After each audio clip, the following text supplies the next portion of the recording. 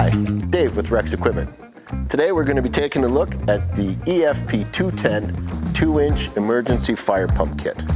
This provides a reliable source of water in any fire emergency. It's easy to transport and operate, making it perfect for areas with limited access to water. Very portable, easy to use. Cool thing about this, it's really easy to operate, very easy to transport. You can get it in all kinds of difficult areas and locations where you have limited access to water. It includes the suction strainer here and the hose for the inlet. You can draw water from a nearby pond, lake, any water source available to help you fight a fire. Don't forget, prime your pump, fire it up, off you go. It includes this convenient dolly, making it very easy to transport in all types of locations. Comes equipped with a 6.5 horsepower gasoline engine. It's also got a low engine oil shutdown feature on this.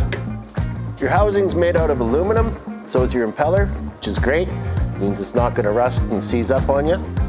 It puts out 132 gallons per minute, up to 90 PSI. So there you have it. This is your 2-inch emergency fire pump kit. Come get yours today at Rex.